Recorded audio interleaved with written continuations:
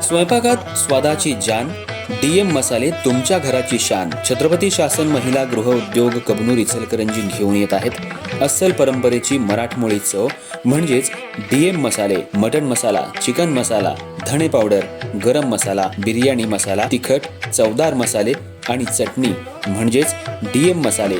तर आजच आपल्या जेवणाची रंगत वाढवण्यासाठी केमिकल विरहित डीएम मसाले, गृहिणींच्या मनातले मसाले आणि चटणी अवश्य वापरा. डीएम मसाले महिला बचत गटाद्वारे करणारे स्वच्छ माफक दरामध्ये म्हणजेच डीएम मसाले. संपर्क दिव्याताई मगदूम, मोबाईल 91 30 80 22 55.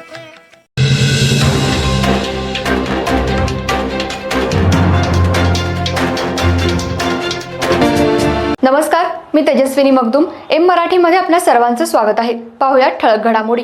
इचलकरंजी शहरातल्या मराठी मिल कॉर्नर परिसरात आज पहाटे 5:45च्या दरम्यान शालेय विद्यार्थिनी क्लासला जात होती. त्यावेळी भटक्या कुत्र्यांचं टोळकं अचानक विद्यार्थिनीच्या मागं लागलं आणि त्यामुळं विद्यार्थिनीचा सायकलीवरचा ताबा सुटला. रस्त्या शेजारच्या कॉम्प्लेक्स प्लेसमेंटमध्ये ती सुमारे 10 ते 15 फूट खाली कोसळली. यामुळे ती जखमी झाली. तिच्यावर सध्या खासगी रुग्णालयात उपचार सुरू आहेत. इचलकरंजी शहरात सकाळी फिरायला जाणारे, त्याचबरोबर सकाळच्या क्लासेसला शालेय विद्यार्थी जात असतात. काही नागरिक घराबाहेर पडत असतात. सोसायटीमध्ये खेळणारी मुलं, पहाटे रात्री उशिरा दुचाकीवर प्रवास करणारे नागरिक यांच्यावर या भटक्या कुत्र्यांकडून पाठीमागं लागणं, हल्ले करणं या प्रमाणात वाढ झाली आहे.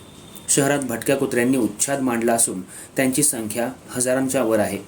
मात्र महापालिका दरवर्षी केवळ काही कुत्र्यांवर नसबंदीची शस्त्रक्रिया करू शकते. कुत्र्यांच्या वाढीच्या वेगाच्या तुलनेत हे प्रमाण फारच तोकडं असल्यानं त्यांच्या संख्येवर नियंत्रण आणण्यात महापालिका पूर्णपणे अपयशी ठरल्याचं चित्र आहे. काही दिवसांपूर्वी शहरातल्या कित्येक ठिकाणी भटक्या श्वानानं अचानक हल्ला केल्यानं नागरिक गंभीर जखमी झाले आहेत. आज सकाळी कुमारी नंदिनी विजय वाईंगडे ही विद्यार्थिनी क्लासला जात असताना भटक्या कुत्र्यांनी तिचा अचानक पाठलाग केला. यावेळी विद्यार्थिनीचा सायकलीवरचा ताबा सुटला आणि ती रस्त्या शेजारच्या कॉम्प्लेक्स प्लेसमेंटमध्ये सुमारे 10 ते 15 फूट खाली कोसळली. यामुळे ती जखमी झाली. तिच्यावर सध्या खासगी रुग्णालयात उपचार सुरू आहेत. त्यामुळे महापालिकेने लक्ष घालून लवकरात लवकर या भटक्या कुत्र्यांचा बंदोबस्त करावा अशी मागणी नागरिकांमधून होऊ लागली आहे.